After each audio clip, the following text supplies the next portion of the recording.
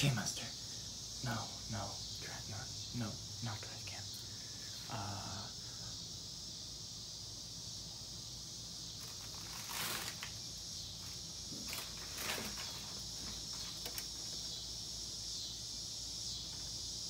That would make a great monster.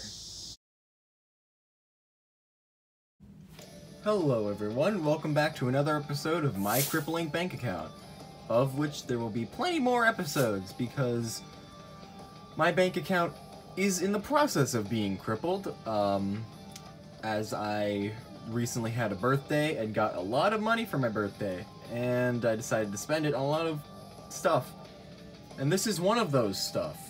I actually have two Bandai figures that are arriving, one of which being this guy and the other which being Biolante, so Biolante will be coming later tonight, so you can expect that video to be out tomorrow, or maybe the day after that if I feel extra lazy. But, yeah, what we have here is the Movie Monster Series Gigan from 2018, one of the newer Bandai figures.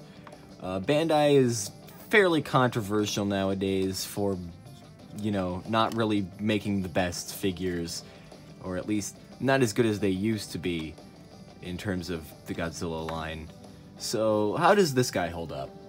Let's find out. So this is the Showa era Gigan. Gigan is one of the weirdest kaiju designs of all time. Everybody knows this. But you know what? I really like him. He's actually my second favorite kaiju of all time, and this is my preferred design.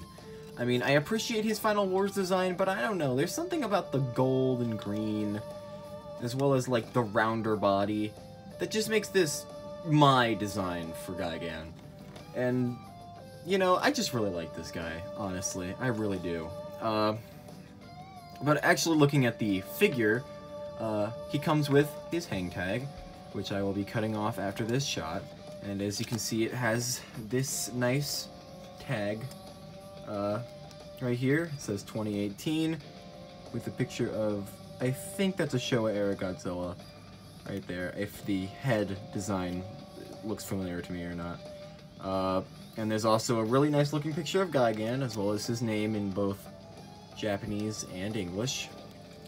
There's some more stuff I cannot read, a description of Gigan, which I cannot read, and on the back is what I assume says Movie Monster Series, with Gigan's spines being right there. That's actually pretty neat. Let's cut this thing off. After removing all of Gigan's inherent collector's value and removing the tag, we have this guy right here, and he definitely looks great in terms of the sculpting department. All of these scales are neatly sculpted in. He's got his nice buzzsaw. His feet are nice, though this foot actually is a little bit warped if you are able to see right there. It looks like his foot is bending inwards a little bit. That's bizarre, but you know, it's not as bad as my Mechagodzilla's crotch area and mouth problems.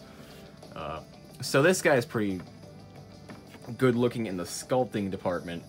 As far as painting goes, it's a modern Bandai figure. Paint is just missing. The spines could look way better.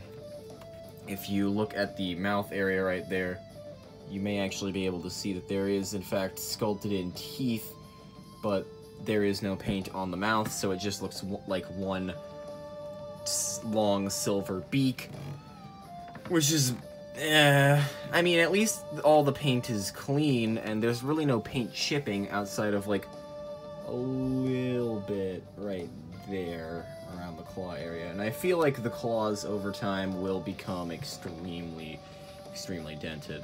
As for articulation, you get nothing at the head, and despite there seeming to be something at the tail here, I have tried that is merely a seam line, a very obvious seam line. That is not a very clean cut right there. That looks awkward.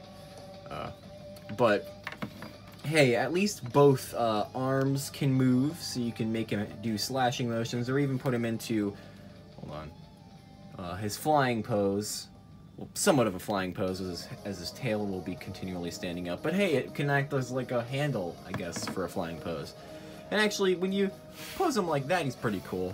And his legs can also move, so, you know, you can also get him to sit down if you want. And overall, I think he's a pretty decent figure in terms of his posability. Like, he has more posability than my King Ghidorah, but not as much as Mechagodzilla. No Bandai figure I've gotten has been able to top the record of Mechagodzilla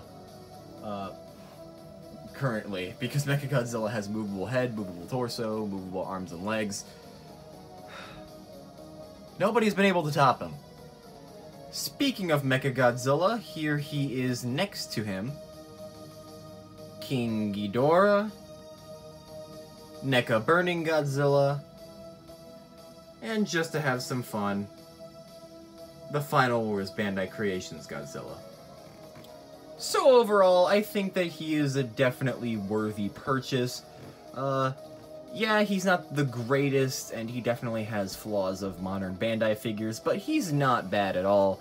Not even close. He's not as bad as the, you know, the 2019 figure set, which is universally known for having some bizarre figures in it.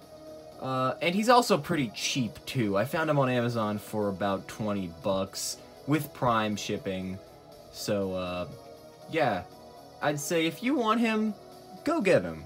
He's actually almost out of stock in Amazon right now. So if you don't grab him now, you may never be able to grab him for a decent price again, because, you know, it's a Godzilla figure, and Godzilla figures are infamous for being rather expensive on the secondhand market. So, yeah. I hope you all had a great, day, and I hope you all have a great rest of your day. If you want, you can like and subscribe. That's nice. As you can tell, I'm very stuttery because I'm very tired. So expect Biolante tomorrow, and I hope you all have a great night.